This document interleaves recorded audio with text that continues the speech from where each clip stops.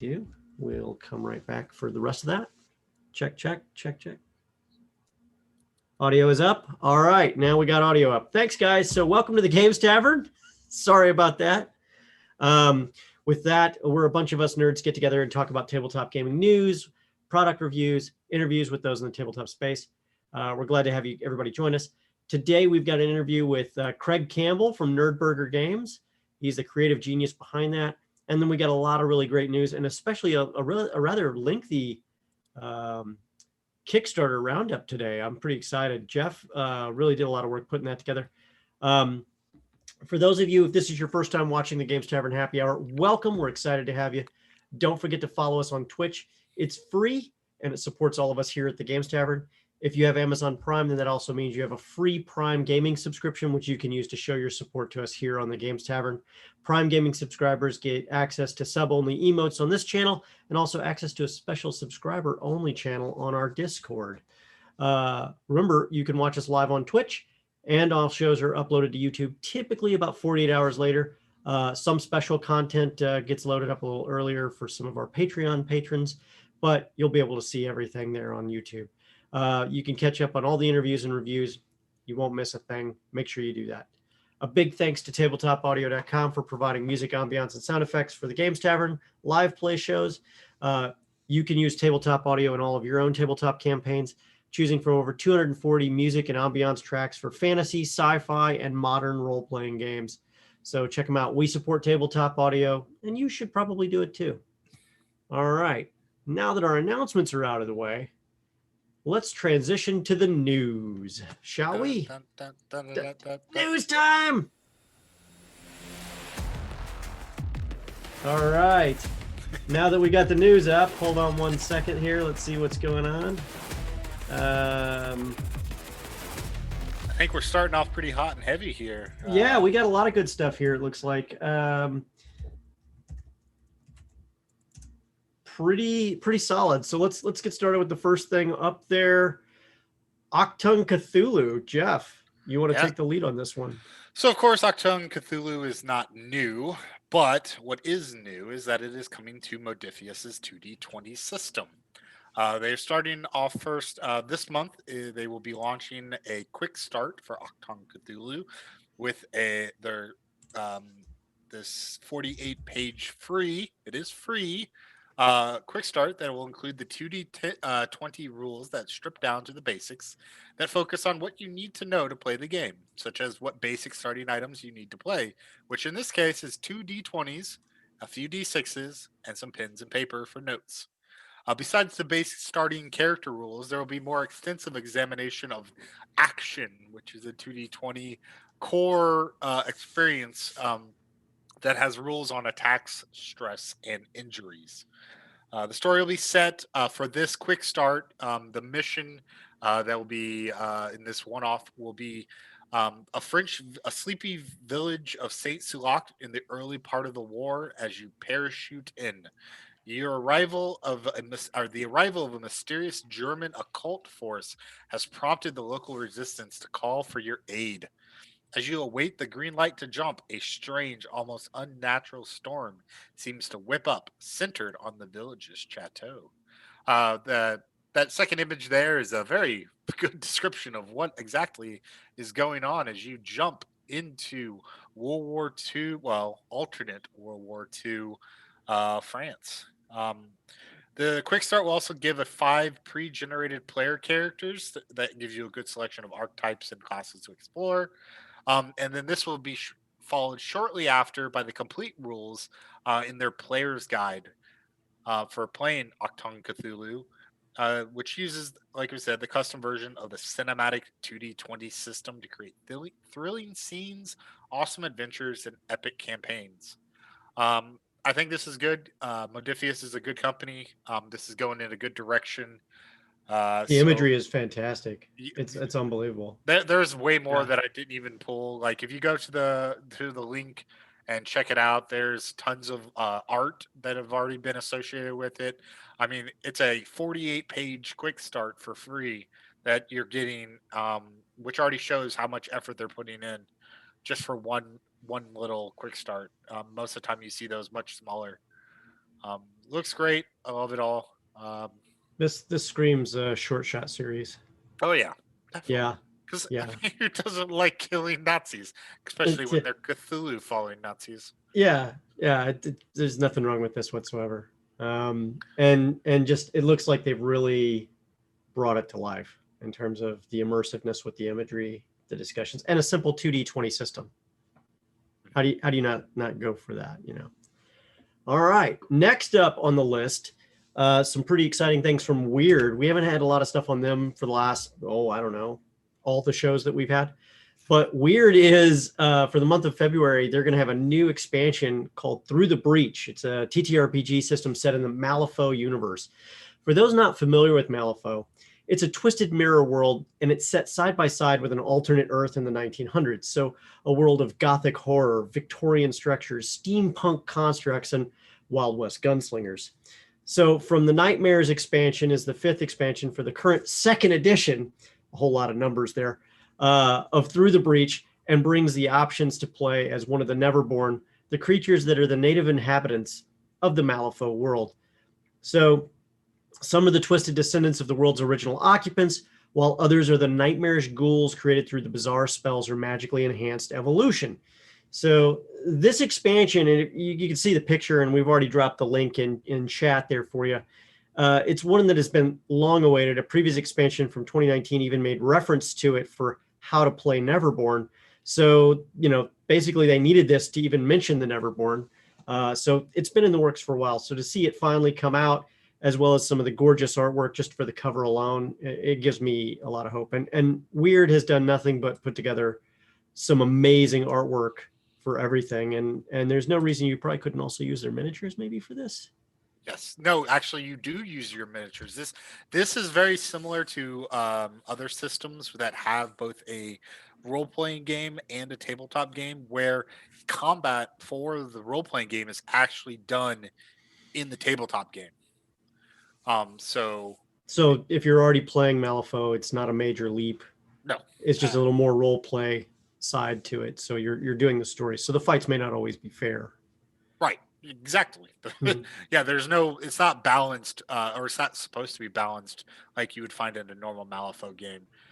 It's supposed to be narrative, um, which, and again, the Neverborn are a very interesting aspect because it's one of the few parts of Malifaux that's non-human. So most of the other factions are either human or undead. Mm-hmm. We're not going to get into the nothing, but there's the nothing, but that's besides the point. Then you've got the Neverborn, the Dinsians of Malifaux itself, this parallel world. Um, and as you see in the photo, that guy on the right or on the left, it's like a Malifaux version of Slenderman, or something. Like Slenderman would be a Neverborn in Malifaux, like that type of weirdness. Demons are never most of the demon-like creatures that you find are never born. Um, uh, Monsters, nightmares, because Neverborn can even Neverborn are born from one of this guy's dreams. He's called the Dreamer. He's a kid that came across, and when he dreams, monsters are created and they like attack for him. Yeah, it's the Neverborn are very, very interesting. They have a queen. Um, they follow kind of a Fey mythos in some regards. So Very, Titania is their queen. yeah. Tatiana? No, Titania. Titania. Okay. Interesting.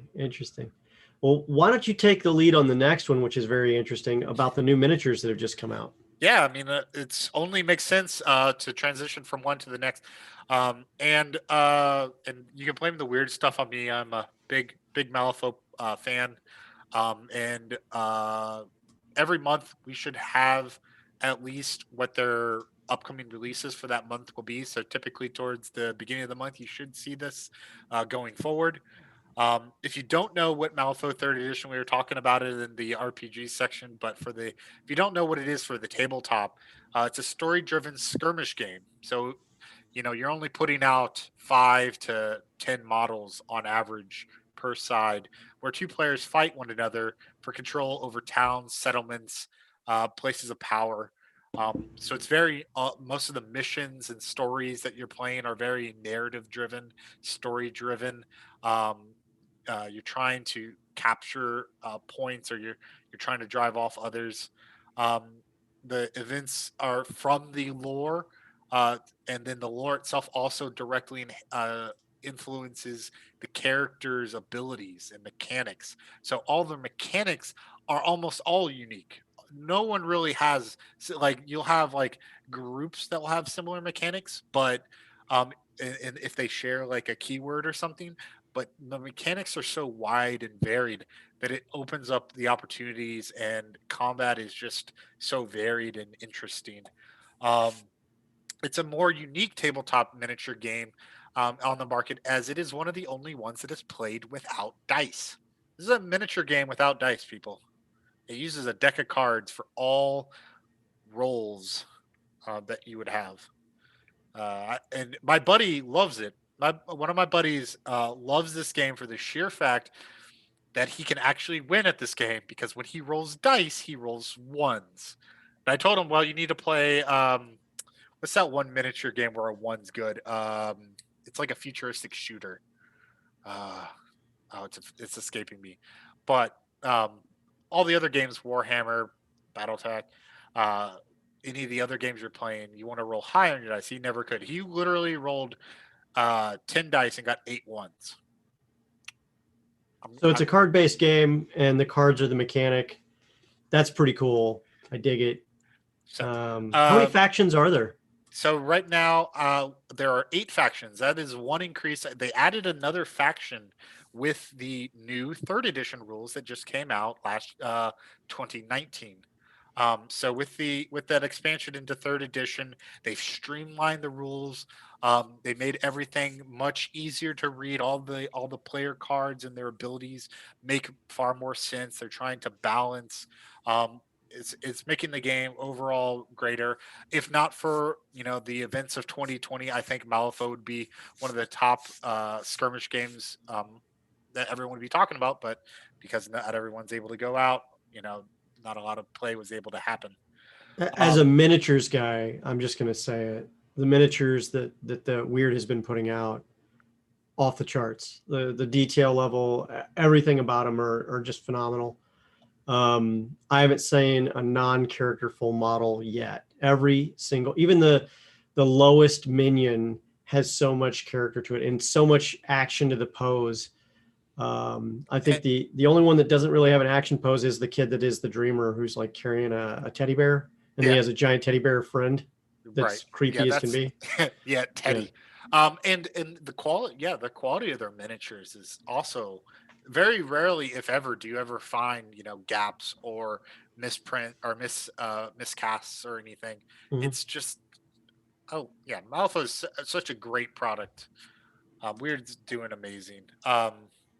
So in February, as we've seen here, they're bringing 5 of those 8 factions are receiving reinforcements. Most of the units are henchmen or minions, which are their lower tier units. One of them is an original master from first edition, getting a new model for third. She was in second as well, but she's been here from the beginning, and that's Zoraida. That's that box there up at the top. She is a swamp hag of Malifaux. She is actually a Neverborn. On her box, you can see that she actually has 2 symbols next to her name. If you look on each of those boxes, the symbols are their factions. Some characters have multiple factions that they are part of. She is part of both the Neverborn as well as the Swamp Goblins. Um, uh, Very interesting. So she, dual factions. yep. Yeah. And then the model that most jumped out at me is that one in the bottom right hand corner, which is the Malosaurus Rex. This is new. This is not something that I've seen before. It's new for that new faction that's there, the Explorer Guild, um, and it is basically if you take a T Rex from um, something like Monster Hunter with spikes and all kinds of craziness on it, and then added tentacles coming out of its mouth so that it can grab its prey. That's because the it's pure Allosaurus. evil. Yeah. Well, actually, in the lore, it's actually one of the guys' pets. Oh wow. Yeah. So this is actually probably a henchman. I didn't look closely, but it's probably a henchman or for a master that would because in Malifaux it's all about their keywords. So he's got the keywords Apex and Fey, I think. So he can fit into any masters that key off those keywords. Um, That's pretty cool. But more importantly, the miniature looks hot. it looks amazing. Yeah. Yeah. It's fantastic. It's going to be a huge it's going to be huge too. It's probably like 3 or 4 inches tall, which in Malifaux is pretty big.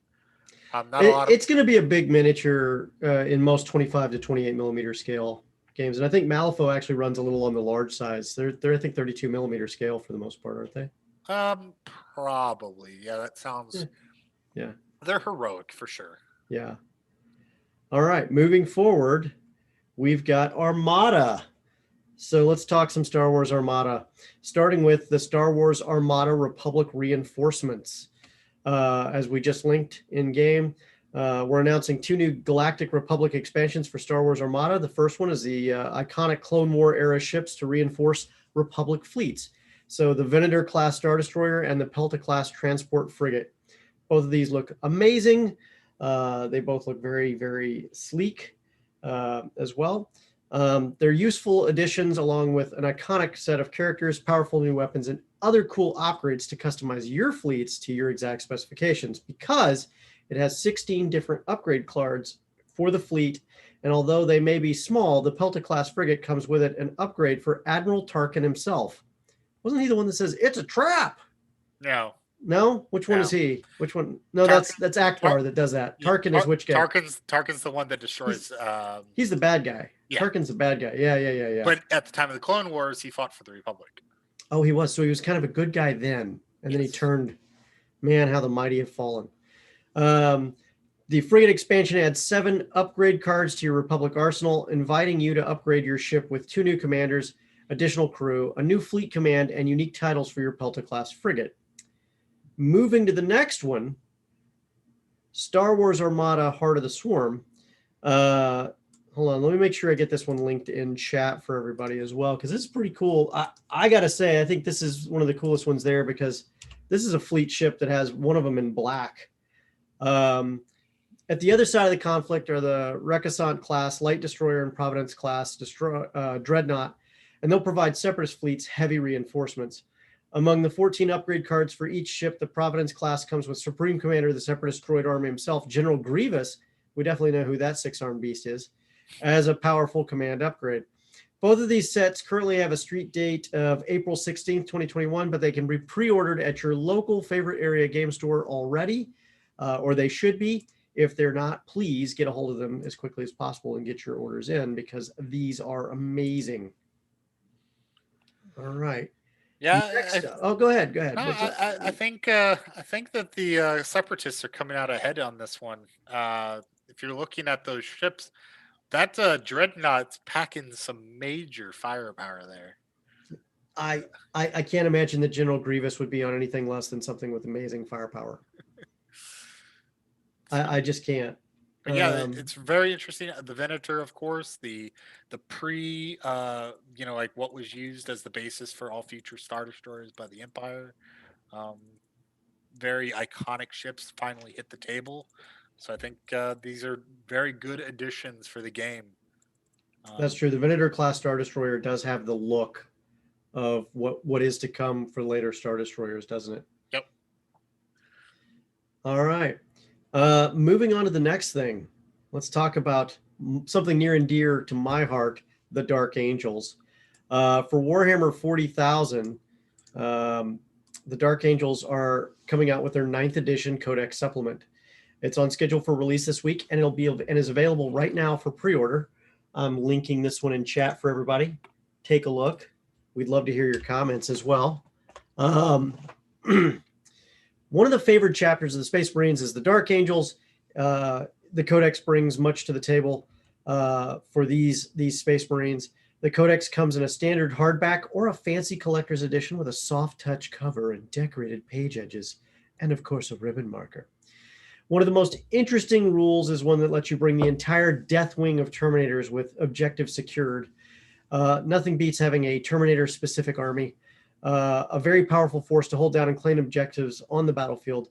The Deathwing Terminator force is. I actually have a complete painted set of Deathwing for my Dark Angels army, and I can't tell you how much I love them. But Terminators are obviously hard as nails. A great thing to have there.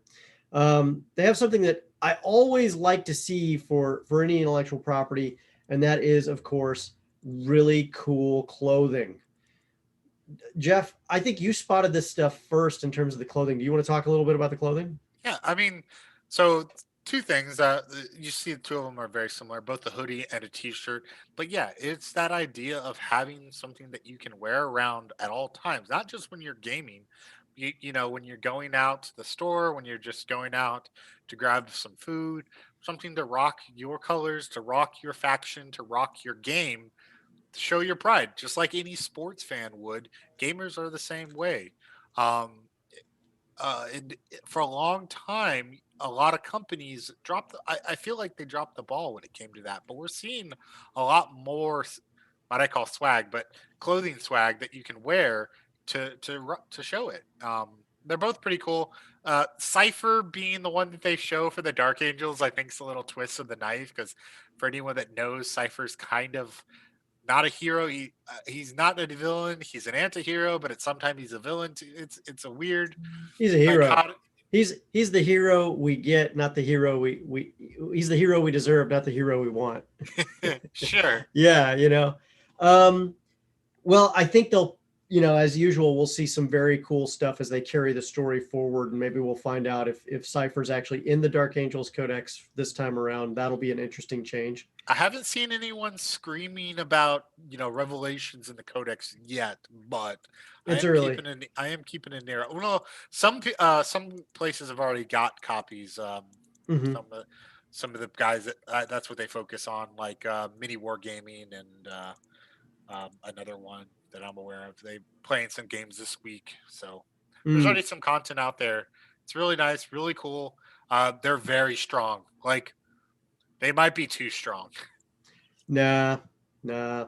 But Uh, with the first Legion, because that's what the Dark Angels are, you're going to see you see all the miniatures on the screen there on the one side.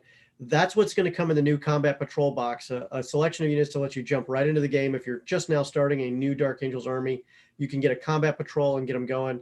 It's going to come with a Redemptor Dreadnought, a Primaris Chaplain, 3 Inceptors, and 5 Interceptors for a total power level of 25. That's a pretty potent force. And then, of course, the Primaris Chaplain looks pretty amazing. always. Yeah, and then because this particular Legion has so many secrets, I wonder what they're gonna tell us in this codex. I'm all about the lore behind this particular army. Kind of excited. So, do you want to talk about the next one? Oh, of course. Yeah.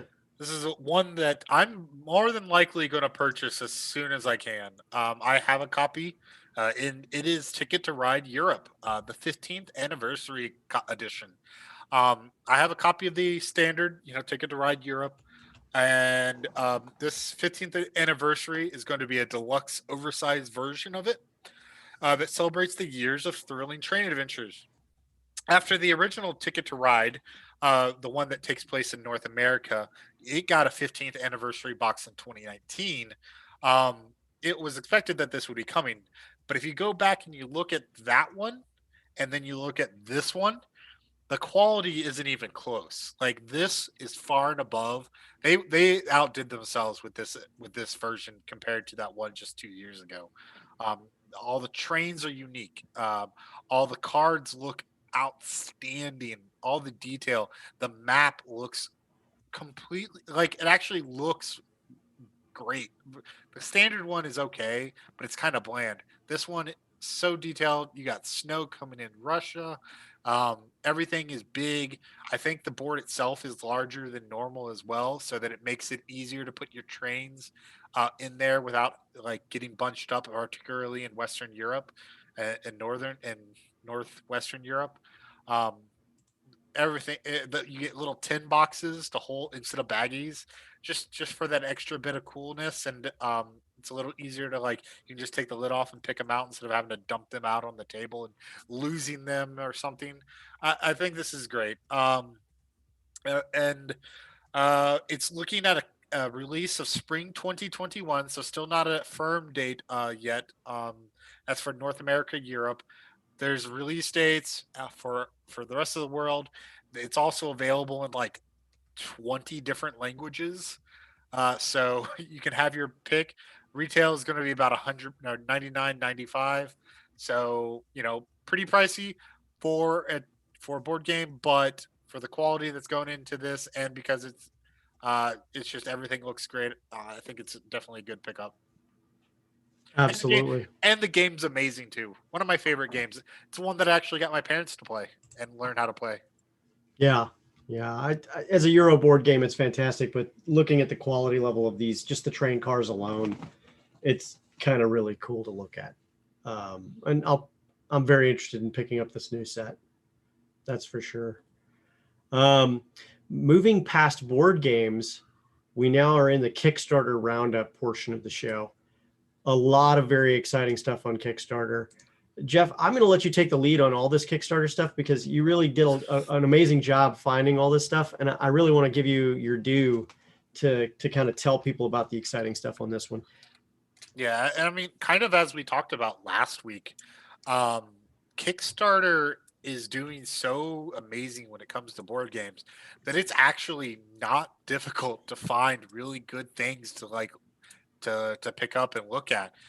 There's so many options out there that I kind of had to pick and choose and drop things, and I skipped over other things that you might not have interested me, or if I felt wouldn't fit this a more general crowd, like, but there's really great things throughout it all.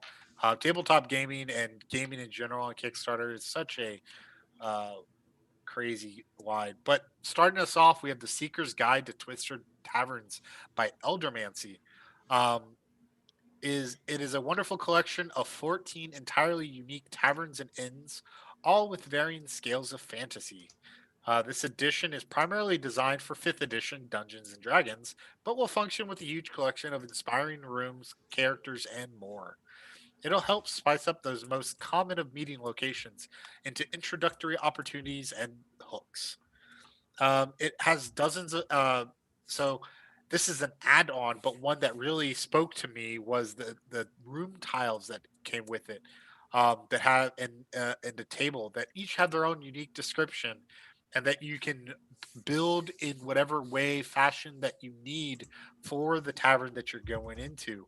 The tiles remind me of the tiles used in games like Betrayal at House on the Hill, in that you can set them out and you can go from one tile to the next in any hundreds of variations. So it allows a lot of opportunity to build what the GM needs. Um, and along with the rest of the add-ons and extras is only adding to the quality because there's a really cool deck. There's some pins, there's coasters, there's other mats, a dice holder, um, like a fancy book, maybe even a little. What are those bobblehead things called? Bobbleheads. No, no, no, the ones that people collect, the recent ones. Um, mm, the It'll come to me. I know, right? I can picture them. It's Funko Pops. Funko Yeah, Pops. Yeah, the yeah. Funkos. Yeah, the Funko Pops. Yeah. So it looks like one of those. There's still a month to go, so there's plenty of time to check it out and to make a decision if you want to jump on this. You have until the morning of the 6th of March to pledge to join in on this. It's already, I think, at 250,000. Like it's grossly met its yeah, or I'm sorry, it's almost at 300,000 already with over 3,000 backers. So significantly over pledged. It's blasted through all of its Stretch goals. stretch goals. Came with coasters, a mug, dice, different cards to build up your actual tavern map. A Stein. It has a And Stein. yeah, I mean, you can't argue with the book quality either. And then just the layout for the two pages we've seen already. They've definitely put the love into this book. Oh yeah, definitely. It's a very nice pickup. If you have a collection or if you just like getting new material, I think this is an easy pickup. Even if you just go low and just get the book itself, they have PDF. You can get physical and PDF. Um, Comes with the map pack, which is in that bottom left hand corner, which you know you can just show people quickly or put them on the table and have people place their miniatures. Don't even need the tiles. Um, it's a good piece. Yeah. What's next? The next one is Dragon Soul Dice. It is from the Dragon Soul Dice company. That are interesting take on the age old D20. Um, Instead of one with a light up core that has been all the rage in recent years, this one has a liquid core that continues to move as the die sits there. Or like you shake it up and then it spins with this nice sparkly texture. They're quite large. If you look, that one there next to a quarter, so it's roughly probably about double the size of a normal D20. Um, and this isn't one of those Kickstarters to start developing the idea. They already have they already have them prototypes and the idea built out. They're just looking. This is just to like order effectively um, to get them yourself. Uh, Yeah, I definitely wonder about the balance on these dice based on the cool liquid center. I mean, it is definitely a cool effect. What yeah, do you and I think is think going to happen with it? so. They use the term throughout, and down in the like legal stuff, they call them spin downs instead of dice or instead of die. So in a spin down is like what you use in Magic the Gathering to count your life total on the table. Hmm. So you spin down your count instead of rolling it. So I think they're already setting the standard that you can't expect them to have balance, to have fair rolls because of that liquid core. Because because there's no way that how momentum and inertia works, that doesn't affect the roll in some way, shape, or form. So I think it's a fun way. It's just a nice piece to have for the collection. Maybe not one that you'll roll on the table, but um, it's still really cool to look at. Yeah, I think based on where that liquid core would sit in the overall centering of the dice, I don't think this would be something you'd see be tournament legal. But as a spin down, can't be beat. Yeah. Yeah. You have until the end of the month with this project, with it ending on the morning of the 28th. Ah, okay. So Okay. still amount of time. And I think this one's already available outside of the Kickstarter through their website. So this I think the Kickstarter just offers it at a slightly lower price. Um, Cool. Cool. What's next? so out of England, we have Jason DM's The Book of Bounty and Treasure Hunt Adventures. Jason DM is a module writer and the host of D&D's Learning the Game podcast, or D&D Learning the Game podcast. Um, this is his second adventure book that he's kickstarted. The first being a successful kickstarted bounty hunt adventures that included 20 full adventures, and this one is looking to be much the same. Um, it's definitely he's definitely got his work that he has set out before him. Like he looks locked in. Um, the material that is being shown, the example, uh, it's very solid. If it's not as pretty as that previous the Seeker's Guide to Twisted Taverns, but it looks very functional. And I think for the price and the for the cost and what you're getting 120 pages minimum, with 20 adventures, 50 plot hooks, 40 full color maps, similar to what you're seeing on the screen. And most of these will be one shot adventures for levels 1 to 7. Um, I think it's going to be a good pickup just to have in the back pocket if you need to run a side mission, or as an idea to, if somebody wants to go get a MacGuffin, and you can pull this out and have the pre-made adventure ready to go. It's for like you said, it's for adventure levels 1 to 7. So it's not which is where most D&D games happen, is in the early levels, at least in my experiences. Uh, It'll be both physical and digital form, so you can get the digital form for very cheap. And I think it's a solid piece on the table, one any GM should have, just for that extra bit of pre-built, so you're not having to create from scratch. This one also ends on the morning of the 28th, so take it a look. Awesome, man. Awesome. Very impressive indeed. I like that it has 20 adventures. And then it's kind of a twist on some things. It's not just your average adventure. It's a bounty hunter adventure and a treasure hunting adventure series. Yep. So there's 20 adventures, and you've got both bounty hunting. So when you're hunting, hunting treasure is one thing, but when you're hunting a bounty, the bounty can run and hide and do other things, and is specifically trying not to get caught, which then creates the pursuit and adventure of itself, which I love in so many different cool other games.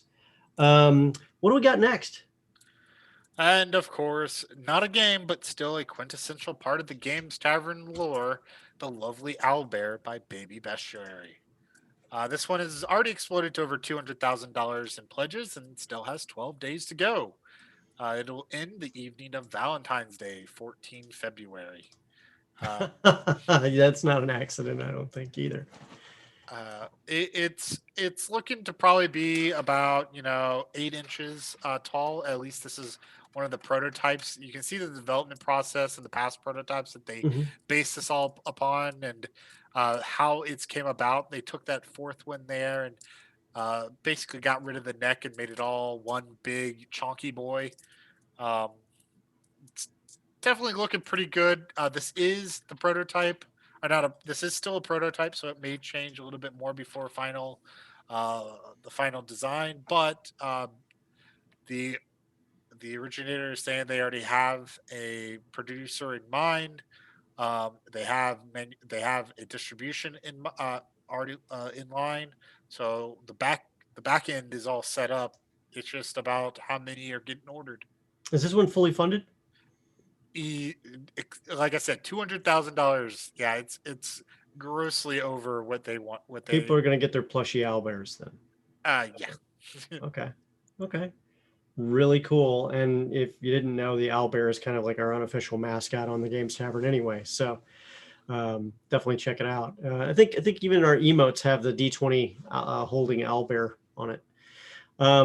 Next up, what do we got? Oh my gosh. Yeah. To end it up, this is a sneak peek. This one is not actually out yet. But Dicebreaker.com was able to break the news. Monster Hunter World, the board game, is coming to Kickstarter. It'll be created by and made by Steamforged Games Limited. The 2016 creators and Kickstarters of Dark Souls board game, which came in at a tune of $5 million raised, as well as Bard Song, another game from just last year that raised 1.5 million itself. So this is coming from a team that has big pedigree on the Kickstarter side. If you go and check out Steamforged Games, they've got all types of big popular huge in the world games, from anime and video game lore. Very, very cool. It'll be coming in April. Makes sense, as coming this year also is the new movie with starring Mila Jovovich. So timing, of course, makes sense. Just like last week when we talked about the Dune game, This week we've got Monster Hunter and the Monster Hunter movie. Yeah, and these miniatures are off the charts. Are these renders or are these the actual, miniatures from the show itself? I can't tell. Um, Um, these might be early designs. mhm. It would not put it past me that they already have that. But yeah, it's unknown. There's a lot of details that we're just not getting into that were listed there on the Dicebreaker article that goes into detail of how the game is going to go and everything. One of the cool things is that they're ripping it straight from the video game in how you actually go about playing the game. In that you start off on a mission, you go out into the wilds. In the wilds, you explore, um, you find clues and aspects to help make the fight against the monster easier. You can go straight to the monster, but it'll be a harder fight. Or you can go and try to find little add-ons and pieces to help make it easier. Um, the driver of this, though, and as we talked about last week, will be models. And as you can see, the models look amazing. And this is just the tip of the iceberg. The first box is going to have those three, or it's going to have the hunters, but it's going to have four monsters, Rathalos and John is going to be, and two others are going to be in that starter box. That's the base box. That's not even the core box. The core box is going to have eight, and then the big deal box, which is the next step up, will have, I want to say, 15 monsters, and several of those will be on 120 millimeter base. Like they're going to be huge. Uh, That's 120 millimeter base is massive. And then there's supposed to be an even bigger one. Yeah. For an add-on, it's not coming in any of the boxes, but as an add-on, they're going to have a 350 millimeter base, foot tall monster. They haven't said what it is yet, but it's just that's that's huge. That's a lot of plastic in, first of all. That's Um, just a ginormous monster. y- That's what that is. That looks amazing. I can't wait to paint it. and this is coming right on the heels of Primal: The Awakening that closed today. We talked about it last week. It closed today at $2.5 million pledged. So I am expecting this game to beat that probably. You think this will beat that? I think this will beat that. Okay. Okay, guys, you heard it here. Jeff thinks this will beat 2.5 million in Primal: The Awakening. So stay tuned. And we'll of course come back and we'll readdress when there's more information. And we'll give you the specific dates come April and point it out again because April's still a ways away. It's several months. Absolutely. Absolutely. Well, I can't wait to see when this thing drops in April. So it seems like we're at a great stopping point. Let's take this short break. We're going to take a short 5-minute break, start a heist in chat, whatever you need to do. And when we come back, we're going to start our interview with Craig Campbell. He's one of the creative geniuses behind Nerdburger Games. And we'll get right back after this short break with our interview.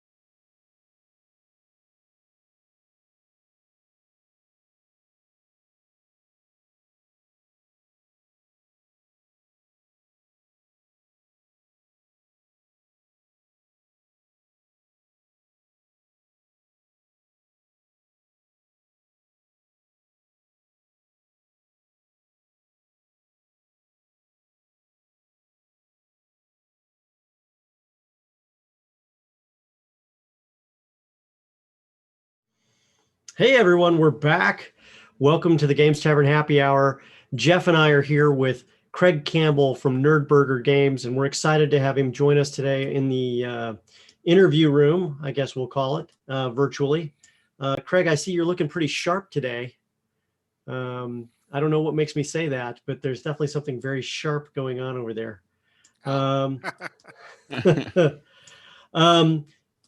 Well, Craig, thank you so much for joining us today. I know that you've taken time out of your busy schedule over at Nerdburger Games to talk to us a bit, and I know you do a whole lot of cool stuff yourself. And hopefully, we're going to find out a lot more cool things about you tonight, and then also talk about what your current projects are a little bit. So, first, where in the world are you?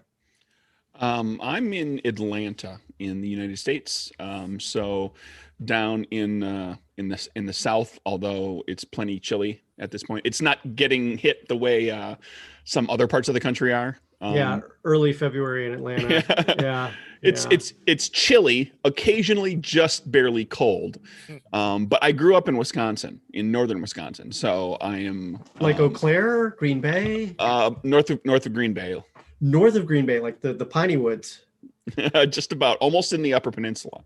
Oh my goodness, I do know that area. Almost in Yooper, almost in the Yooper area there. Yeah, so you are probably half Remoraz, a frozen creature that lives in the Arctic. Wow, man, that's impressive to say the least. It's also a big change going from up north to the deep south. Absolutely. Well, tell us a little bit about you now. You're from Atlanta, Georgia now. You're behind Nerdburger Games, but where you grew up in Wisconsin, a birthplace of many a great RPG. Yeah. Because I think that the reason those kinds of games did so well up there, and they continue to be a place where they're invented, is because when it's really this bitter cold out, a lot of people get together inside and they spend a lot of time indoors together. Makes sense to me. Yeah. Well, it's one of those things that D&D got its start in southeastern Wisconsin, in Lake Geneva with Arneson and Gygax. And so when something's there from like the earliest inception, and it spreads and spreads and spreads, and it just kind of takes hold.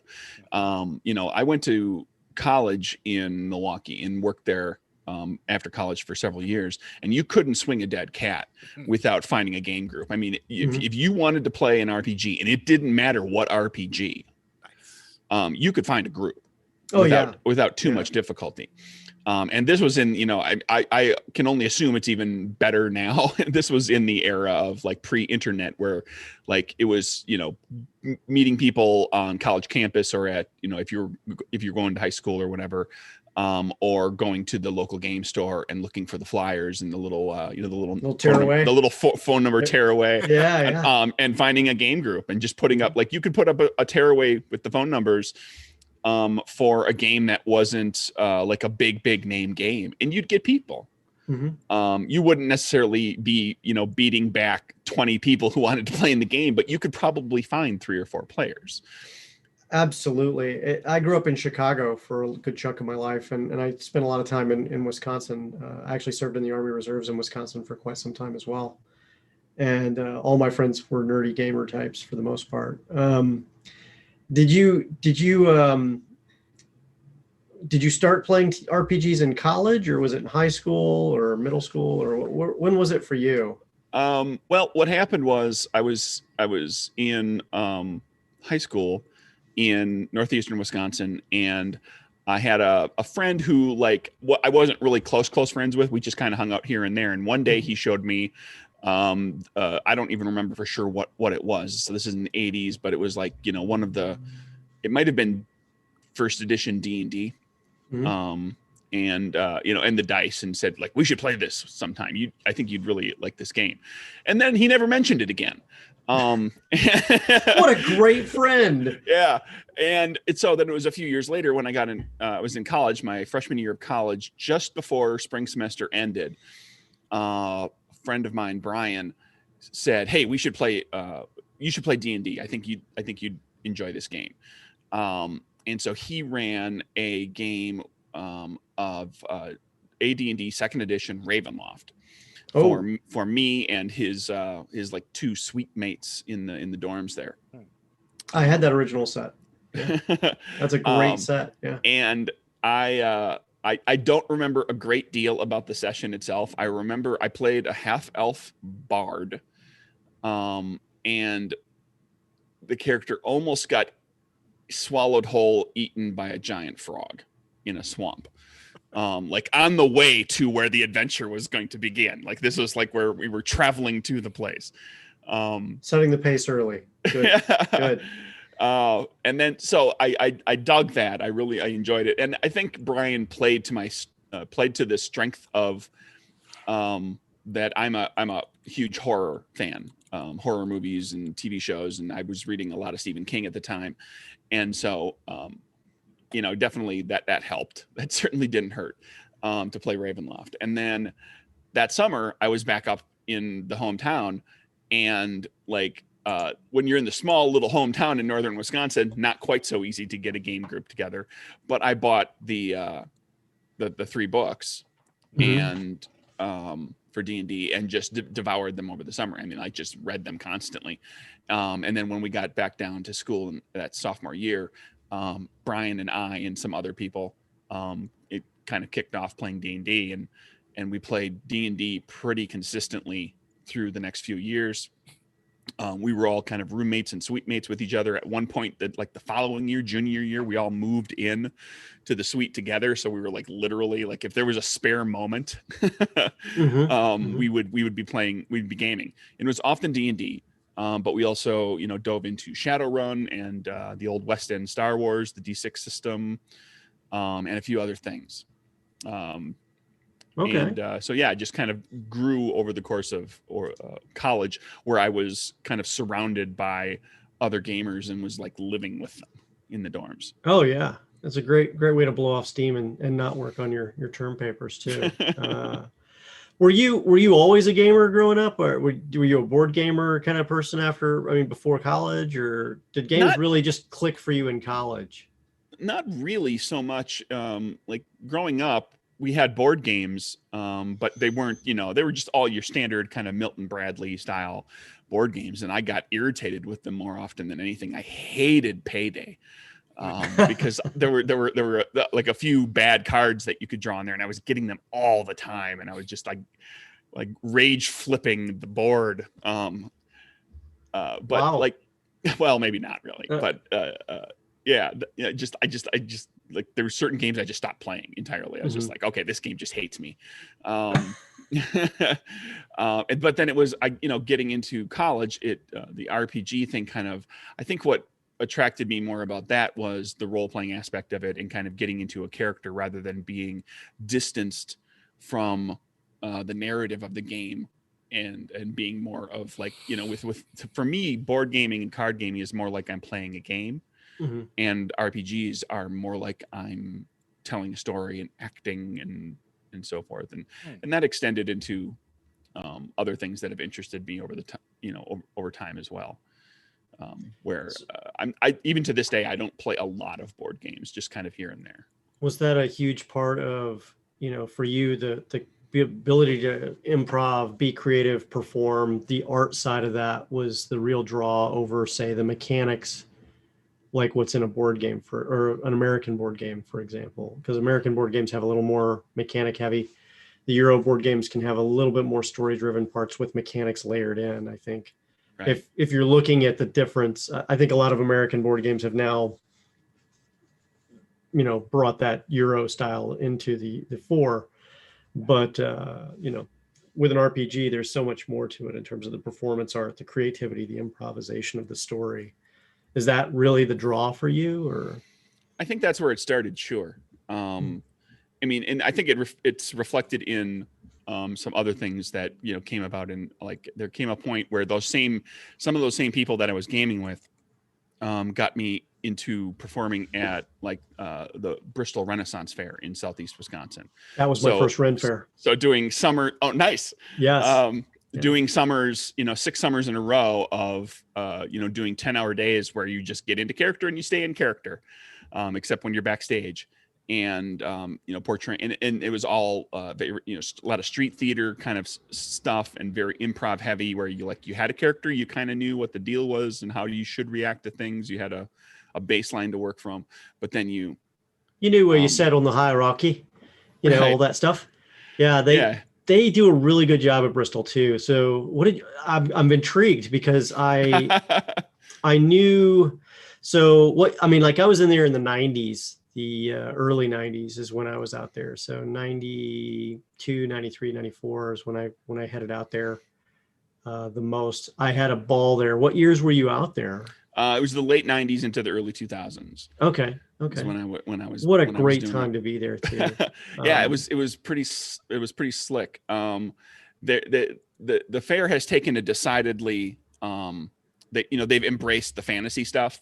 Oh, really? What with Game of Thrones and like there's like there was, at least, I'm not sure if it still exists, but they've gone through different things, and there were like fairy troops and everything for the kids, with character actors that are done up in fairy garb and what's that I'm looking for, the airbrushed makeup and really, they went that far? Wow, that's a lot more than they're doing here in Maryland. So when I was there, it was still pretty straight historical, and so it was the court of Queen Elizabeth II, Elizabeth I, sorry, Elizabeth Tudor, and you had a military guild, and then the court guild, and there was a guild that portrayed the townsfolk, and then there were other stuff and all the stage groups and stuff.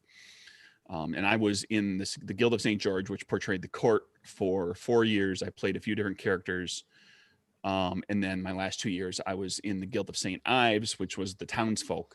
And I invented, I basically talked to the guildmaster and said, I want to make a Renaissance era country bumpkin family. I want to, can I recruit a few other performers, and we're all going to be the Friddle family, and we're going to be like the Renaissance England version of the country rubes, who are just there. We come from Ipswich to see the Queen. We're all just pig farmers, but we're here on a. Oh, look at that! Oh, that's so big.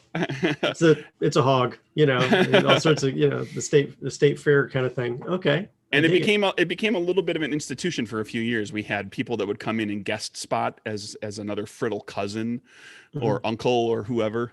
We had a lot of fun with it. Wow, that's impressive. That's impressive. Jeff, have you ever done any of the Renaissance Fair stuff? It's something that I've been meaning to get more of. I've been twice here to the one in Maryland. I don't think it's comparable to Bristol, but it's good. The Maryland one is really good. And it's probably the closest I've ever actually lived to one. Like, I've never really been near one growing up. Grew up now you're saying Bristol is in Bristol, Tennessee, right? No, it's Bristol. It's just called Bristol. It's in southeast Wisconsin. It's right near Kenosha, Racine. So yeah, I grew up south of Milwaukee. I grew up in southern Indiana. Ren festivals are not a thing in that area anywhere around us. A lot of corn. Yeah. That's too bad. But my first year, once I moved into up here, I went to the one in Maryland because I'd heard and went with friends. And yeah, it's pretty cool. I definitely need to go back more. How did the country bumpkin family get taken? Like what happened with that? How did that work out? Well, I was like the de facto leader, just because I organized and kind of brought a few people in to do it. And it basically became, mostly it was just the shtick of like, okay, well, we're all family. So we all, we have an automatic in for interaction, right? So we have like something that we can build off of, like, our characters all know each other very, very well. I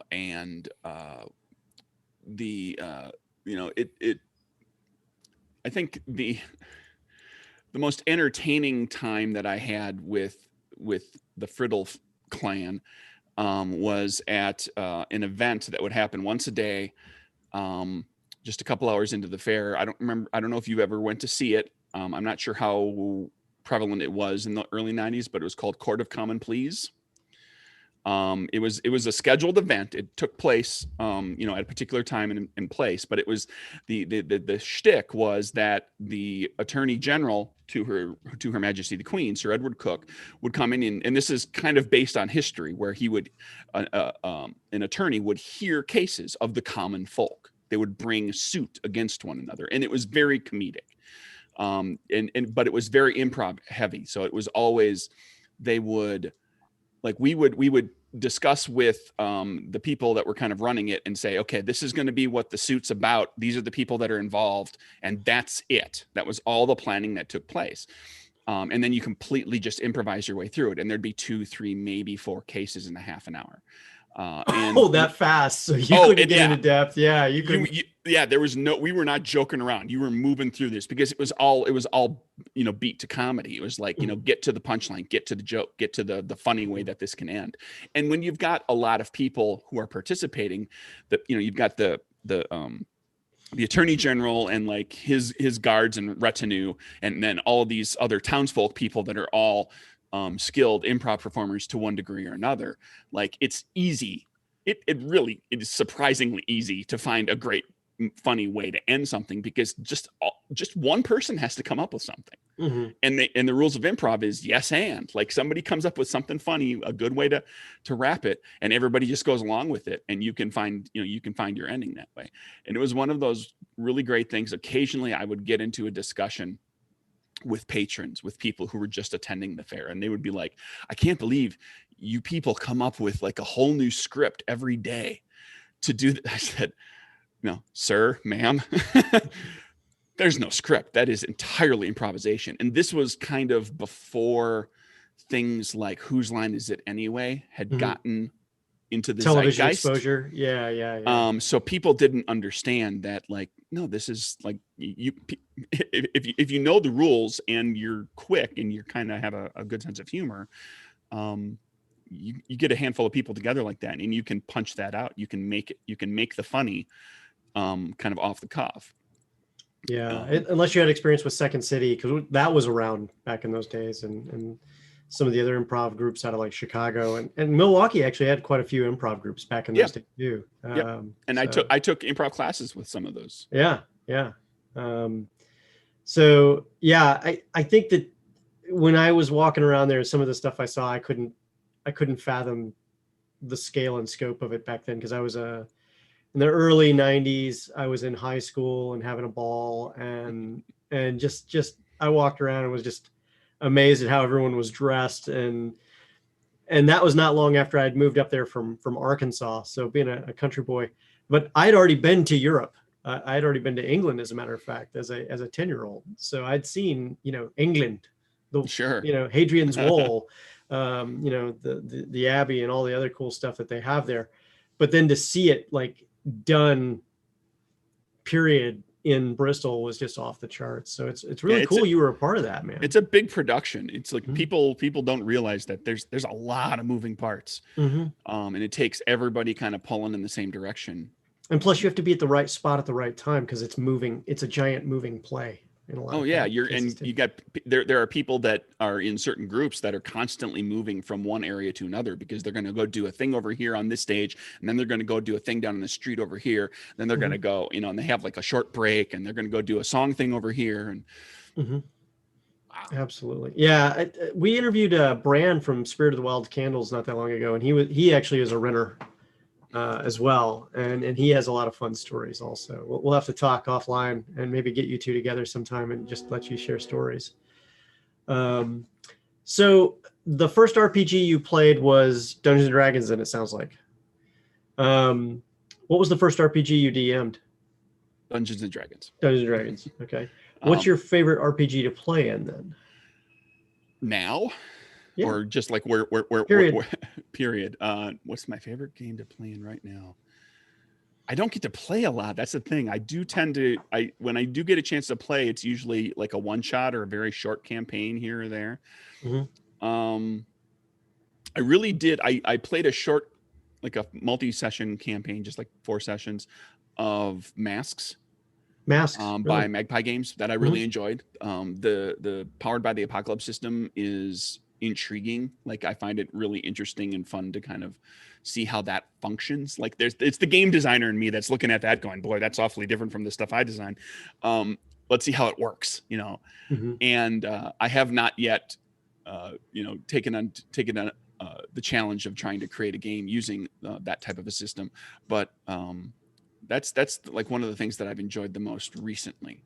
But I do, like I said, I have a tendency to GM a lot more than I play nowadays, and most of the time it's playtesting. Okay. Powered by the Apocalypse has actually gotten to be so popular we had to add a channel to it to our Discord recently. Sure. And so the conversations have started to pick up on that. So I'm intrigued enough that I have to start taking a look at that game system as well. And I love Magpie games in general because Magpie's just filled with great people, and they make some great games. Yeah. What is an RPG you haven't played in or run that you would if you had time? Is there one out there? I want to play Aliens very, very badly. Aliens. The Alien game. Again, because I'm a horror fan, in part, I just want to see like how do they replicate the mood and tone. And I have the game book. I've read parts of it. I just haven't had a chance to play it. So like one of these days I'm going to get a chance to play Alien. And get horribly slaughtered by a xenomorph. So, but I mean, isn't that half the fun though?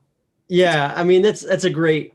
There's so many stories you could do with that RPG at some point too. If your chest isn't bursting open, are you really playing Alien? No, you're not. Well, somebody's. It's all fun and games until somebody's chest bursts open. And then it's really Alien. And then you learn why we have quarantine protocols and why you should follow them. It's based on the Year Zero engine. I see. I see where they're going with this. So, as you played all these games, when was it, transition wise for you that you decided? I mean, you were already a creative guy. You were already doing things like the improv and leading the charge on some ideas with the Renaissance Fair. So, for you, was it a major leap to start looking at designing games because you were probably already tweaking mechanics? I'll bet.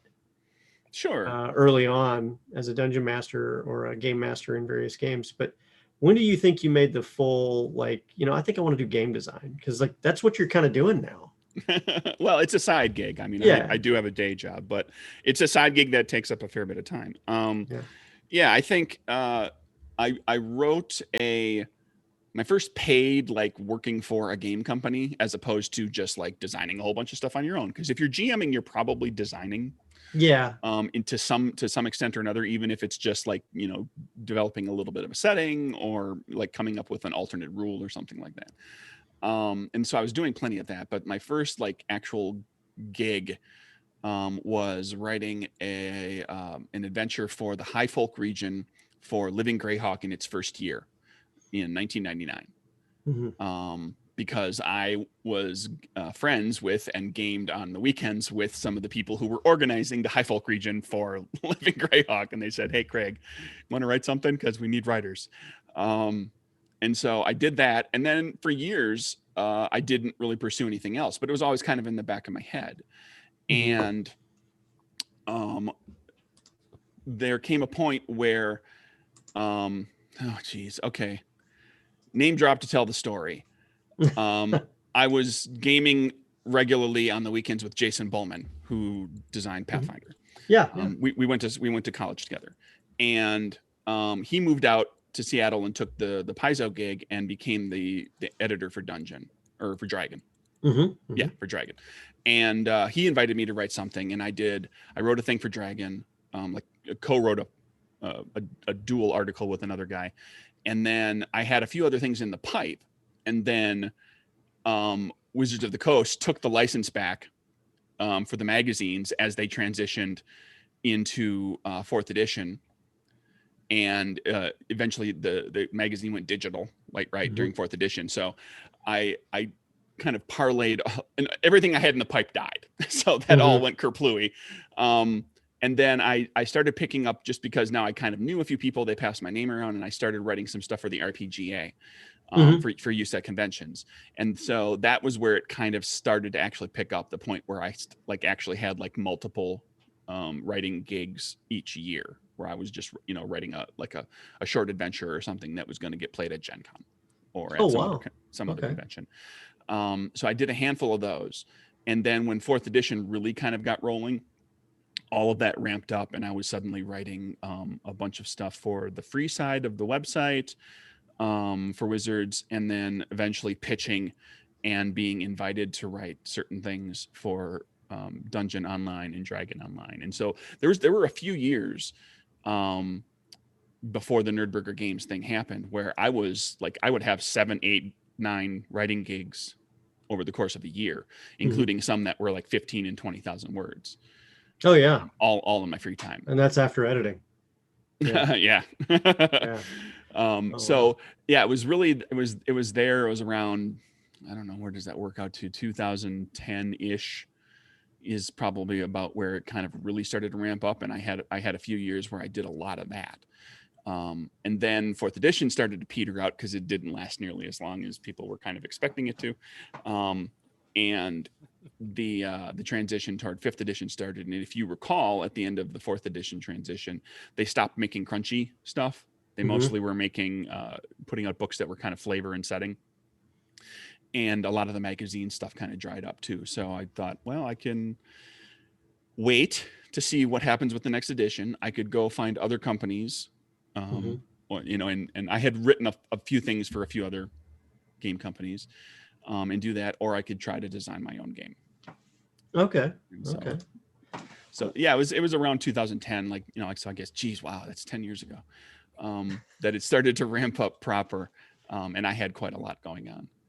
Yeah, I can only imagine what it was like to have that much going on with 9 gigs in a 12-month period and cranking them out like that. That's a lot of dedication and holding down a day job, which have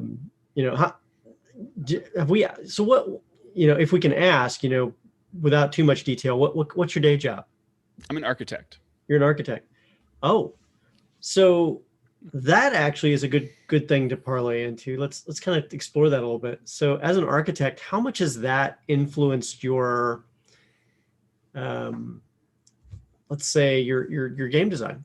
I mean, architects are very meticulous. They plan. They actually have usually some pretty good skill with art as well, or at least hand drawings. Right. Is any of that impacted, or do you say influenced maybe some of the ways you're doing your design? I don't know that it influences specifically the design, but I think there are aspects to being an architect that translate nicely to being a game designer and also a publisher. Architecture is art and it is craft. It is, you want the building to be aesthetically pleasing, interesting, a nice space to inhabit. But then it also needs to get put together. There are rules for putting, for constructing a building that's going to keep the weather out and that's going to keep it from falling down, keep it from falling down, and make sure that it functions properly and that all the spaces are in the right places and everything's adjacent to what it needs to be adjacent to, and so that the building is functional. So there's a lot of there's a mindset of kind of melding those two things that I think works nicely.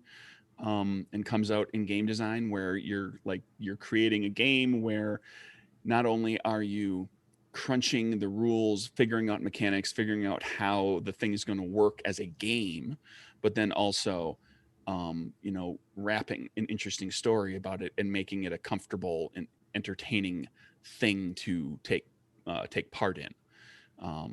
You're wrapping yourself in this story the same way that you walk into a building and you want it to feel a certain way. You want that the story or the setting or the game to feel a certain way to the player. You want it to elicit an emotion or to provide a particular play experience. And so there's a lot of that. And then on top of it, architects also are very much project management types. There's a lot, they do a lot of different things.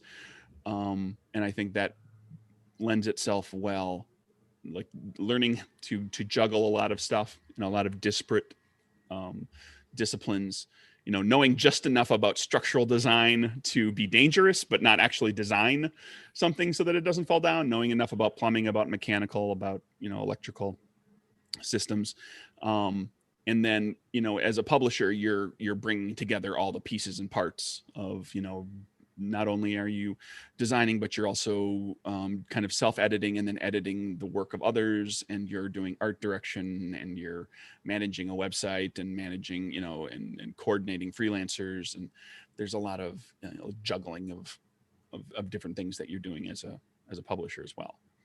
Do you feel that when you build like your maps for your games, that you have to make sure that your castles have privies in a certain place so it's functional? Or I have done that.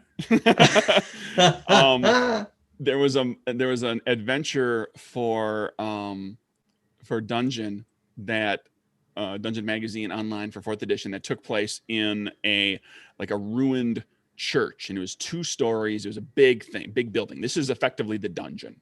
Mhm. It was a ruined church, and so there were it was, it had boy, this is gonna, okay, here we go. Architect nerd alert. It was like, a cruciform church, so it had wings, and with the narthex and colonnades and so forth. Hit and us, then, hit us, yes, man. Hit us. so there were wings that were intended to be, this is the quarters of the clergy who lived inside the church when it was functioning, and there were privies provided for in those quarters. Near and dear to my heart, my friend. Near and dear to my heart. Okay. We often make jokes in our campaigns about like kobold plumbing. It's the best plumbing ever. Look at this. It flushes. It's amazing. And it's like, but I mean, did you have anything as part of your design that you brought in from architecture that was funny, or that you thought would be a great inside joke that if you're an architect, you get it? Or was there's inside joke. There's nothing that I put specifically that I can think of into a game, but I've had jokes with, I gamed with some architects, other architecture students at one point too. And I've gamed with people who know I'm an architect. And so I'd like to make jokes about, terrible lighting in dungeons. Like, this would never pass code. Like, you can't do anything in here. You can't see anything. There's not nearly enough foot candles. This is not a proper handrail or guardrail. I mean, this this balcony is over 30 inches off the ground. There needs to be a 42-inch guardrail. You mentioned that, it's something that we have in the United States. And then when I went to Iraq for the first time, and you look around, you're just like looking around and you're just like, this country has nothing about safety and no building code. No, the bridges have no rails. I mean, it was just, you're on your own. You better make sure that you're treating yourself safe. So yeah. So your dungeons actually had that stuff, and you described it as a huge impact when it didn't have that stuff. I think that's awesome. Oh, I'd crack jokes about it when we're playing. Yeah. It's like, and people would ask me, it's like, I would, I draw a map, something out and everything, and say that there's a balcony here and there's a colonnade and blah blah blah, and this is up above this, and that people, my players would ask, well, are there handrails? Are there guardrails? Like, am I going to just fall over the edge? That looks dangerous. I shouldn't go up there. No, there's no, adventure doesn't happen if you sit behind the safety rails. So, yeah. So as you made this transition, I mean, what inspired you to decide to do this? I'm a sucker. Sucker. Okay. Yeah. I get it. I get it. I mean, I had quite a bunch of, I had upwards closing in on 30 probably freelancer gigs under my belt. And I had started to dip my toe into, there were times when I kind of developed not new rule sets, but just like, subsystems or little tack on things that you put in there. A few of the times toward the end, I was actually given the opportunity to write my own art orders for the adventure, because the writer envisions what this adventure is supposed to be like. And so at the time, it was Chris Perkins said, hey, why don't you write your art orders for these 4 illustrations? Just describe what you envision the artwork to look like. And that's what the artwork ended up looking like. They probably tweaked the art orders to be a little more understandable, but I can go back and look at the Baba Yaga's Dancing Hut adventure and be like, yeah, that's exactly what I described. For Ellen of the Fair, or for Natasha the Dark, because I wrote the art orders for those, and the artist interpreted and turned it into lovely artwork. So I had enough of all of that. Again, it's the architect mentality of things. I had enough of all of that under my belt to be dangerous. And I thought, I'll just try to make my own game. And, you know, if it doesn't go anywhere, if I don't finish it, if nothing else, maybe it becomes a thing that I can play with my friends. And so I started working on Murders and Acquisitions, which is the first game. I kickstarted it ultimately. I mean, I spent that game was like 3 years in development, and it's not a terribly robust game. So I took my time. I was like, this will be done when it's done. That's a good way to do it. When you can do that, especially early, when you've got the option. Yeah. Mm-hmm. And so, you know, kickstarted it, and it kickstarted well enough to cover the expenses of, you know, producing getting freelancers for artwork and editing, layout, and all that stuff. And then it just kind of started to roll from there. When you started doing game design, was there, let me try to frame this a slightly different way. You've been doing game design for a little while now, and you've been writing and doing all sorts of other projects, you know, and you kind of understand now if anyone understands the process of putting something together, it would be you. Well, I mean, you've done it. I mean, it doesn't mean you've been amazing at it, but yeah. Obviously when we do things like that, we make mistakes sometimes. Are there any early mistakes that you feel like you definitely learned from part of that? Like, you know, as you know, you ever have that moment where you're like, it could either be like an aha, well, I messed that up. I at least we caught it. I can fix this. Or was it, oh, this really screwed up and I hope I never have to do this again, kind of thing? You know, anything like that? No, I haven't. I did some of that like before I started, before the Kickstarter era, right? Like I designed games before Murders and Acquisitions, and you know, I wrote a whole big thing up and I gave them to friends and we all sat down and played them, and I was like, well, that was terrible. And you know, that was the end of that game. But there are certainly things where, you know, like I've pushed the boundary of things, or I've tried something that just fell flat, just fell absolutely flat. My favorite example of that where the play testers had to tell me, no, this is not good. Was we're like, you know, all of that, it's just not good. It's just, yeah, just why'd you do that? That's no good. Was for Capers, the core game is built around using playing cards rather than dice, and you're flipping cards one at a time and trying to get a good pip value and also a good suit, and you get to flip multiple cards, and there's a whole mechanic to it. And then when I was writing some of the supplements, I got to Capers Covert, which is the second supplement, where I was going to include chase rules, like vehicle chase rules. And I started looking at other games and what other games have done with chase situations. And it's one of those dicey, I personally feel chase rules are one of those dicey things that ranks right up there with grappling in some systems. D&D third edition, where like the chase rules are, well, there's a lot of different approaches, and I'm not sure how well any of them really work, or if they're you know, which ones are truly the good approach. But I came upon the rule system for the for the James Bond game from way back, TSR's James Bond game, which had a neat SSI's SSI, yeah. Yeah, it was SSI, and it was called James Bond 007. It was. Oh, was that one? Okay. I think so. Yeah, it's. I believe so. I think from the 80s. And it had chase rules in there that involved it used dice, but it had like a bidding system that was part of the chase rules. And I thought that was interesting because Capers has this sort of gambling aspect to it, because you're flipping cards and trying to get a better card, but you might get stuck with a bad card, etc. And so I thought, like, I'll do like a bid thing where you draw, like if you're driving the car, you draw a small hand, and you can bid a card for different reasons, without getting into the specifics, because the mechanics aren't in the game anymore. There, you know, I tried this very different thing, and it was different enough from the core system, and I gave it to the play testers, and like one of the playtest groups was kind of like, this is interesting. Oh.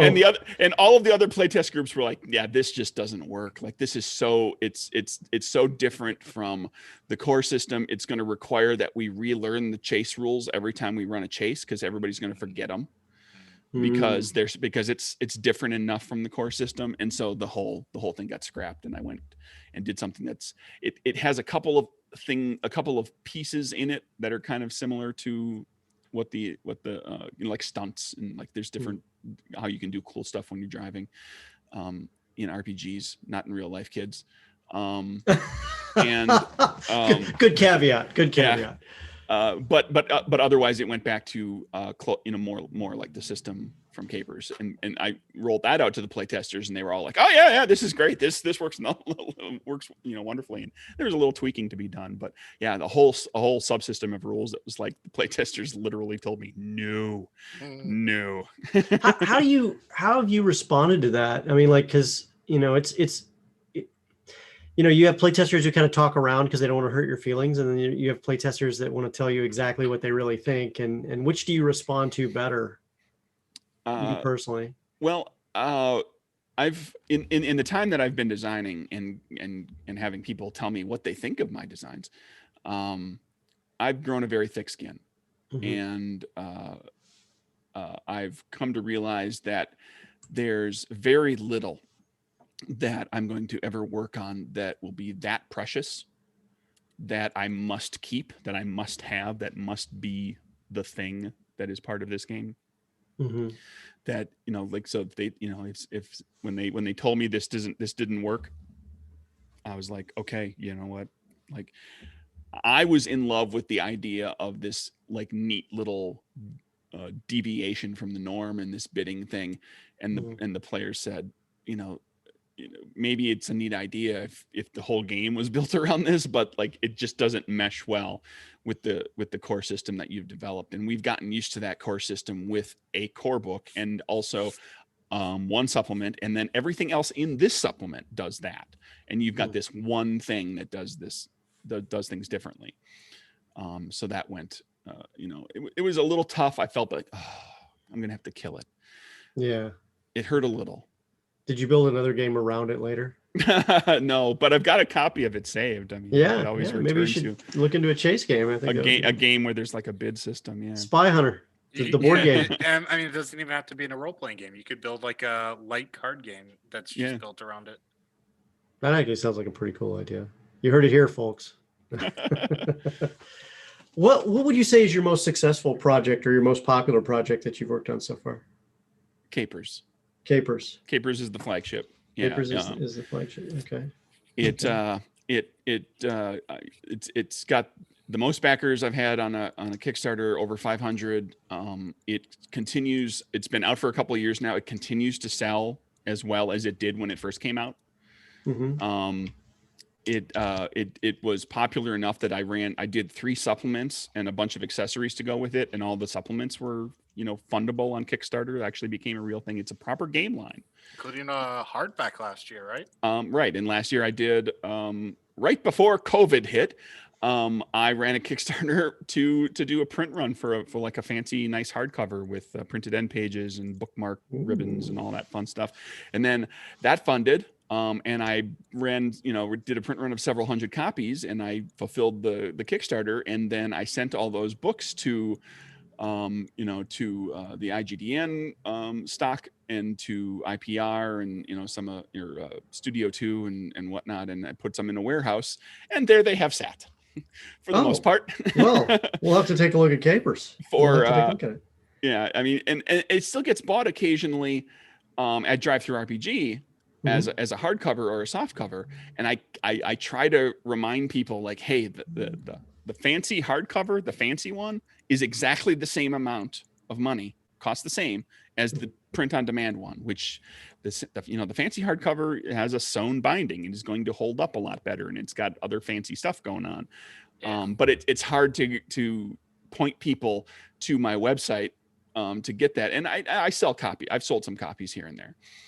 We just linked it in chat for everybody to find it. Yeah, Drive-Thru RPG is like, like that people just go in there and start looking around and they're like, I want a supers game. And then they find capers and they buy it there without exploring to see, oh, there's a better, like a nicer version of the book that's going to cost you the same. Well, yeah. But eventually conventions will start back up and I'll start selling those. Yep. Yeah. We look forward to seeing you at some of those conventions. And we call that the before times when we talk about life before COVID. Yes. What is a game that you absolutely recommend above all others? And this doesn't have to be a game you made, but it can be. Is there a game out there that you just really wish you could be playing? I'm very much a fan of Threadbare. I have not had a chance to play it yet. I own it. I've read it. I love it. It's a neat game idea. It's Stitch Punk is how it's described. Stitch Punk. Okay. Yeah. It uses a very simple version of the Powered by the Apocalypse rules. So you've got playbooks, but it's very kind of streamlined and kind of toned down a little bit. So it works nicely for younger players as well. Cause it's not, some of those playbooks can get complex in some of those PBTA games. And it's basically, you're playing toys in the after times, as it were, like humanity, whatever was here before is gone now. And you are this damaged toy, and everybody's playing damaged toys. And so you're getting along and getting by in this as a broken toy in a broken world. And it's decidedly not combat oriented, although you can simulate combat, but it's more about exploring the world and finding ways to uplift each other and repair the things that are broken and help each other and yourself. It's called Threadbare, Bare. I'm going to link that in chat for everybody to see as well. That is a cool sounding game also. Tell me about Nerdburger Games. Like, how did you? So you came up with Nerdburger Games. You definitely did some really cool stuff with it. What would be, the transition that you said? I think I'm going to actually name my game company Nerdburger, and I'm going to do this. Like, what's behind the name first? I think is probably a good first step segue. It started with a podcast that my friend Mike and I did. And it's still going. I've recently bowed out of it because I've just got so much other stuff on my plate. But we did it for years and years, every week in new episodes, the Nerdburger podcast. The podcast existed before the game company. And he came up with the name. And we there was a point where we just kind of chatted about the idea of like, well, we could do a podcast. What would it be about? We just kind of talk about geeky stuff. We'll have guests come on. We'll change topics up a little bit every week. And we were just kind of half talking about it, not really serious. And then he said, I'll do all the technical stuff. You show up every week and be funny. And I said, okay. To twist my arm. Hang on. Is there liquor involved? This will make it easier. And so we started doing it. And he's the one who came up with the name. And so then when I started doing game design and stuff and everything, I thought, well, there's an audience built. People know me from Nerdburger, so let's roll that into games as well. And you've got games, podcasts. We just linked Nerdburger Games in chat a few minutes ago. You've got quite a few games. We've got Capers, which you've already mentioned is your most successful project so far. You've got Good Strong Hands, which looks like an Irish. No, it's Fantastic Creatures. It's like and newly arrived human allies working to save the home of Reverie from destruction by the faceless, malevolent force known only as the Void. I was looking at it earlier. It looks because that was one that you just finished kickstarting, right? Just a few months ago. I kickstarted, last year in fall of last year. I just got the last 2 pieces of art today. And sent them off to the layout guy. And so saw the post. If all goes well, we will be going to getting print proofs with the printer in a couple of weeks. I think one of the things that I like so much is that your games are there is no one setting that you're taking place in. You've got stuff from the modern, urban modern and mergers and acquisitions. You're all over the place with capers. You're setting your baseline back in the gangster era, but it's all again. It's kind of like GURPS. It reminds me of GURPS in many ways. Yeah. In that it jumps decades. Yeah. In some of the supplements. You've got the Die laughing horror side, and then now you've got this fantasy side with Good Strong Hands, or mythal. It's I think Die Laughing is the one that has me the most interested, because that screams improv all day long. That literally, the description of it, you're looking at it and you're like, this is kind of like what you were describing for what you were doing for the Ren Fairs, except in an RPG. Yeah, it's structured improv. Yeah. Die Laughing, yeah, it's a GM-less game that uses like a 3-act with like 3-act system where you're randomly determining scenes in a horror movie. Everybody's playing a character in a horror comedy movie, and your character is probably going to die. In fact, that is the end goal of most characters, sometimes all of the characters.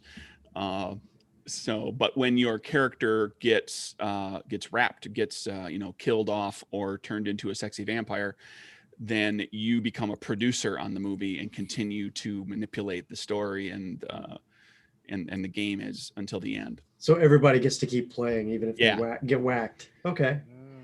Which is kind of big when you're playing a game. Once people, in a lot of board games, once you're out, like, there's no point in them sitting there for 2 hours while the last 2 players beat the heck out of each other or whatever it is they're going to do, right? Like Right. Monopoly sucks if you're the first person out, right? Well, that was one of the core, like it was really at the core. Like the very first thing where Die Laughing began was like, what if you make a horror game where your character can die and then there's still something to do? Kind of a good twist. I like it. And then 4 little games. Would you have 4 little games built into a game, right? That was an experiment on Kickstarter. I ran a 4-day Kickstarter to just see if I could get like a little bit of artwork and layout work done for these 4 little mini games and just make a little like 20-page booklet. How'd that go? It's funded successfully. Yeah, I made I covered my expenses and I think I made like maybe a few $100 extra for my trouble. Okay. It puts a small, it puts a little offering in the mix where like all the other games up until that point had been like larger, kind of full size RPGs, whereas 4 little games is like, oh, here's a little something, you get like $5, you can buy the PDF. And then what about 5 little games to see here?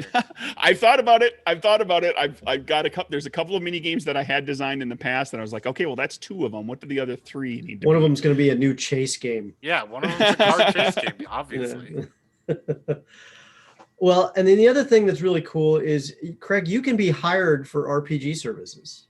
Yes. So you're available for hire. You understand the target audiences. You make sure that you express your different services, everything from freelance writing to game design consulting to extended game design consulting and publishing consulting, as well as, here's how you do a Kickstarter. These are the ways it worked for me, which is some great stuff. And then you've got references, which is kind of not something you see very many people that are new to the business be able to put down, but you've been doing this a while, long enough. You've got some actual good names on here. How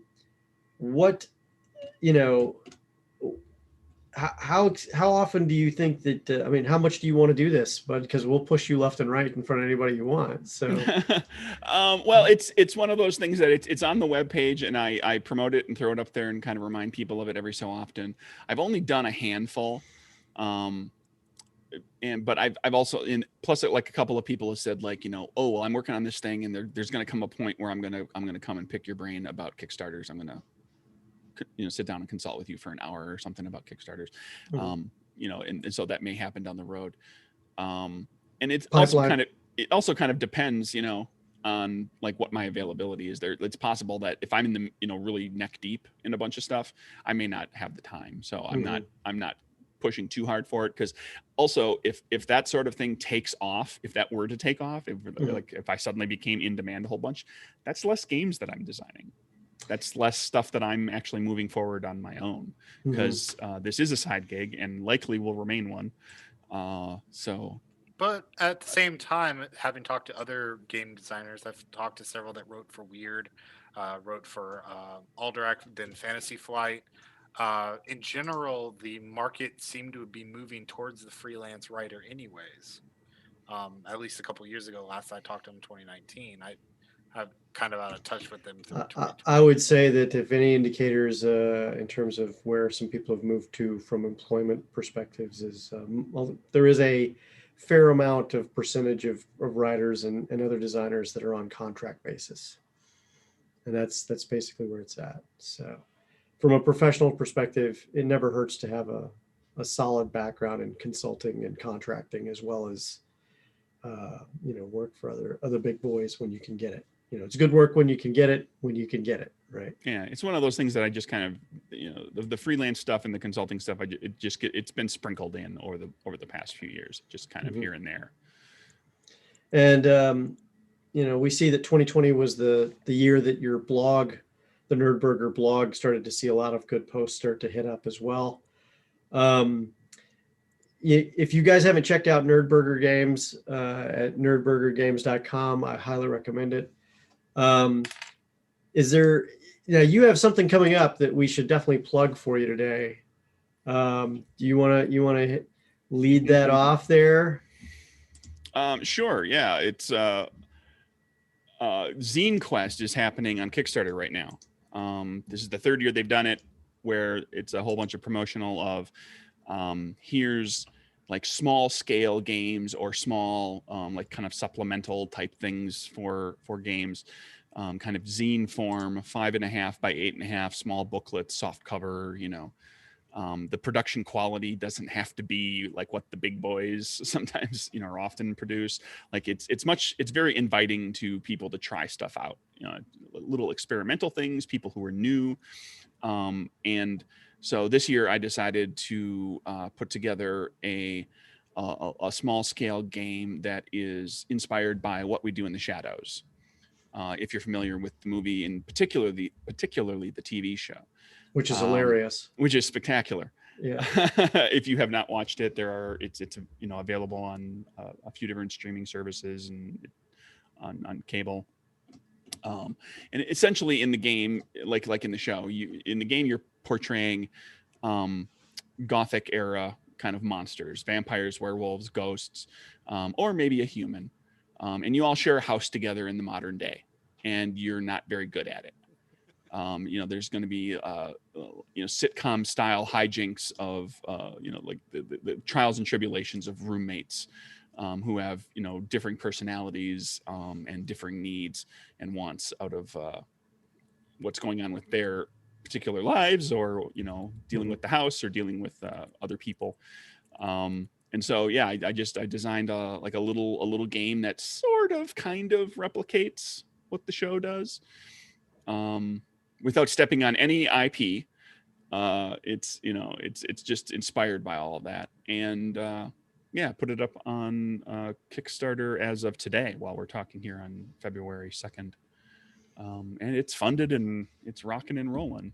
And we're probably going to talk a little bit more about just that Kickstarter next week during our news segment, because we kind of just came across it ourselves. We're very excited to see where this goes. And you got a nice little video there at the front, and the description of the mechanics, the artwork looks amazing already. I'm very impressed with where you're already at with this. And the fact that you flat out says this is where the money goes, which is kind of nice, because it builds confidence in that the money's going to the product and that they're going to get what they supported. And you've got a number of successful Kickstarters, at least at this point, under your belt. This Kickstarter is already fully funded.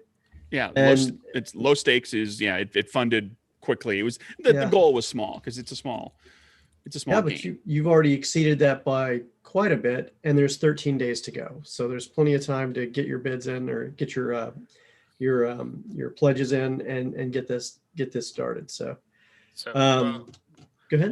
One thing about it that I thought was really interesting, and you were talking about it in that it's the more sitcom comedic side, but when you're describing it, it immediately made me think of Being Human, 2011 British TV show of vampire, ghost, and a werewolf living together. But that was a very serious show, Mhm. and I like this direction though with the comedy and that type of hijinks, that more levity to it, because it was a little dark, it was a little too serious. It's British, so Well, it they is did what it there is. was a Canadian version too that was equally Yeah, like more or less a serious drama. yeah, Moments of levity. few and far between. Yes,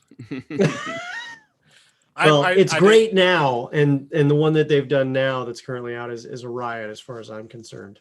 Because I mean, just the way that they framed like the one guy pulling the pic. I mean, in the ad that you see on the TV for it, the guy pulling the picture down, and he has to put his hand on the buttocks of his wife on her picture, and he says, "Get your hands off my wife's ample buttocks," or whatever it is, and it's just like, what, Yeah, it's what we do in the shadows is a brilliantly developed and executed satire of both sitcoms, in the kind of contemporary sitcoms, and of the vampire genre in general. Mm-hmm. Mm-hmm. By essentially making it a fish out of water story. Absolutely. So yeah, it's really, it's beautifully done, and there's a lot of great meta humor. I mean, I just recently watched, I'm not going to give anything away, but there's an episode where the main characters of the show meet a bunch of other vampires, and it's actors who have played vampires in other media, Oh, really? on other movies and television, playing themselves as vampires. This is hysterical. That's hysterical, and it probably wasn't. And so there's a lot of tongue in cheek, a lot of meta humor. It's clear that the makers of the in the movie and the TV show are all kind of the same people that are behind it. It's clear that the creators do not take themselves too seriously at all. They're fully willing to be like, oh yeah, this is all a big joke. Like we're just making fun of the vampire genre. We're having a lot of fun with it. That's outstanding. That's outstanding. Well, transitioning to letting you actually get back to your work. Thank you so much again for coming out to see us tonight. And thank you to everybody in the audience who was out there watching us and supporting us. We really appreciate it. You guys are amazing. And if anyone wants to find you on social media, where can they find you? The best spot is at Nerdburger Craig on Twitter. I'm pretty Twitter. active. I stay on top of that. You can reach out there. And you can see that on his name tag on the screen as well. And then your website is nerdburgergames.com. Check him out. Craig Campbell, nerdburgergames.com. Great game designer and writer. And we're so excited that we got a chance to talk to you today, Craig. We look forward to seeing you back sometime, maybe, to talk about future games. Yeah, if we're lucky. And, yeah, absolutely. And then maybe one day we'll have to have you out as a guest on one of our live plays. If anyone can improv during a live play, it's probably you. And I've taken classes. Yeah. Go ahead, Jeff. I was gonna say, get the opportunity. You were talking about earlier that you just don't get enough time to play. So Yeah. Oh yeah, we do short shots on Saturdays. I wouldn't mind playing too. sometime. Yeah. Absolutely. Well, we definitely will drag you in. All right, guys. Thanks a lot for watching this week. We'll see you guys next week on Tuesday at 7 p.m. at the Games Tavern Happy Hour, 7 p.m. Eastern Standard Time, 6 p.m. Central. And we'll see you guys next week. Take care, everybody. goodbye. Bye.